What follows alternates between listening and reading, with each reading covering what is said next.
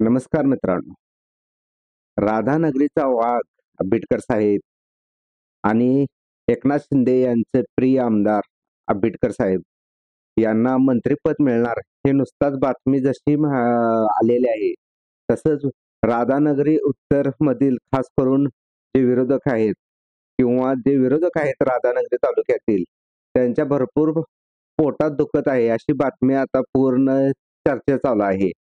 आणि ज्यावेळेला आता आंबेडकर साहेब लाल दिव्याच्या गाडीतून परत एकदा राधानगरी तालुक्यातून फेरी मारतील, तेव्हा नक्की जाळ आणि धूर आपल्याला बघायला मिळणार आहे. तुमचं काय मत आहे? तुम्ही नक्की आम्हाला कमेंटमध्ये सांगा. आंबेडकर साहेब यांना मंत्रिपद मिळणार, यामुळे विरोधकांना आता पुंगी टाईट होणार का नाही? तुमचं काय मत आहे? आणि आंबेडकर साहेब साहेब जे जनतेच्या अगदी नाळेशी जोडलेले असं त्यांना मानलं जातं. हां, तर त्यामुळे जनता देखील खुश आहे. कुठेतरी आंबेडकर साहेब यांना मंत्रिपद मिळणार. भरपूर त्यांनी राधानगरी तालुक्यासाठी भरपूर असं काही केलेलं आहे काम. तुम्हाला माहीतच आहे मित्रांनो.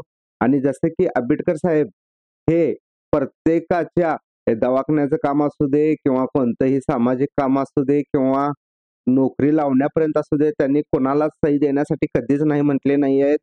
इथले बरेचसे राधानगरी तालुके असू दे किंवा आसपासच्या तालुक्यातली जरी लोक त्यांच्या जवळ आवर्जून जातात, की आमच्या बाबा अमुक-अमुक पाहुण्याचं ऑपरेशन करायचं आहे. त्यांनी जेवढं होता येईल तेवढ्या मुंबईपर्यंत तिथं माणसांना पाठवून तिथं त्यांचं ऑपरेशन मोफतमध्ये केलेला असा एक व्यक्तिमत्व म्हणून ओळखलं जातंय.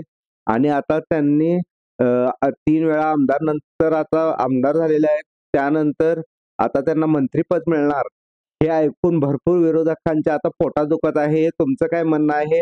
ज्यावेळेला लाल दिव्याची गाडी आपल्या राधानगरी तालुक्यातून फिरेल, त्यावेळेला काय असणार आहे भावना विरोधकांच्या? आणि आपले जे कार्यकर्ते आहेत आंबेडकर साहेबांचा यांचा जल्लोष कसा असणार आहे? हे तुम्ही आम्हाला नक्की कमेंट करून सांगा. आणि जर आमच्या चॅनलवर तुम्ही नवीन असाल, तर सबस्क्राईब करा आणि हा व्हिडिओ आवडला असेल तर लाईक करा. जय हिंद, जय महाराष्ट्र मित्रांनो.